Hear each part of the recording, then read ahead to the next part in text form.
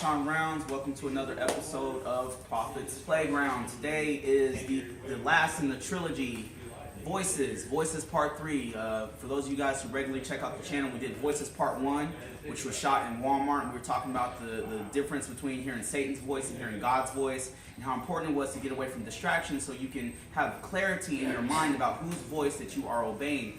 Voices Part 2 was also shot in Walmart, and we were talking about the difference between, what nature you end up growing into. If you grow up with the voice of the devil, you kind of become one of his children. If you grow up listening and obeying the voice of God, you become one of God's children. Today we're going to talk about the difference between speaking fearful things and negative things over someone and speaking positive things over someone. Proverbs 18:21 tells us there is life and death is in the power of the tongue. Life and death is in the power of the tongue. A lot of us, when we're kids, we don't really think too much about what our parents are saying to us, and sometimes, we have these generational things that come down through the family line where, if your family tends to be very negative, if your parent tends to be very negative, that's more than likely something that they learn from their parents, your grandparents, okay? And we have to get to a point to where we are willing to break that curse of speaking negative things over people, okay? So I'm just going to give a real quick demonstration. It's my philosophy major friend, Dan. Dan, say hi to the camera. Hi. Okay. Right. Can you kneel down for me, sir? Now, this is usually when somebody's feeling depressed and down. They're out on their luck. They're paranoid. They're fearful. They're intimidated. These are negative things that have been spoken over them. This is the enemy coming at you. This is what we feel like when we're depressed and we don't want to get out of bed. We don't want to even face the world. Okay, but I'm gonna slowly snap my fingers. I'm telling him everything's going to be okay. I'm telling him to not be depressed. I'm telling him to have peace. I'm praying with him. I'm praying for him. I'm telling him I can do all things through Christ who strengthens me. Amen. I'm telling him positive things. When we speak positive things, it imparts something in the person's brain. It imparts something deep down in their spirit. It lets them know that everything's going to be okay. And now look at him. He's able to face up. He's able to face the world. Okay, but he was down and out. Now, if y'all can have you crouch down one more time. I want you to picture a toddler.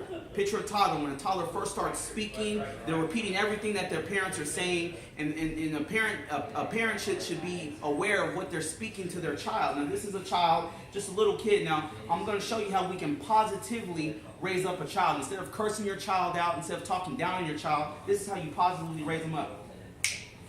You're a good kid. I believe in you. You have talent. You have creativity. Mommy likes that drawing. Daddy likes that drawing. You're such a good child. You're such a positive person. You have so many positive things that you're going to bring to the world. You see the difference? When we talk negative on people, it places and implants images in their brain that they're not worthy, that they're insecure, that they're not up to par, that they're not up to a certain standards that the world sets. But when we speak positive things, whether it be to a child or to an adult, it places an image of them that is positive to where they can face the mirror and they can say, you know what? Somebody told me that I'm worth it today. Somebody told me that I'm worth it. Somebody told me that I should feel comfortable in my skin, that I have something that's worth something, that I have something to bring to the table, that nobody is above me. And I'm not beneath anybody. And it's just so important that we be consciously aware of these things when we're at work, when we're in our car, when we interact with our coworkers, when we interact with strangers even. You never know what a stranger's going through. It's very good to give a word of comfort and give a word of encouragement even to a stranger. You could be in line at the grocery store and just say, hey, how are you doing? What's going on? I noticed that you look sad today. I noticed that you look kind of down and out, God loves you. It's going to be okay. I have my bad days too, but I try to keep a smile on my face. Any little thing, you have to kind of be able to gauge that person's personality and see what fits them and what's going to best, fit in their spirit and what's going to best stick with them. But it's just so important that we be consciously aware of the words that we're speaking. Amen.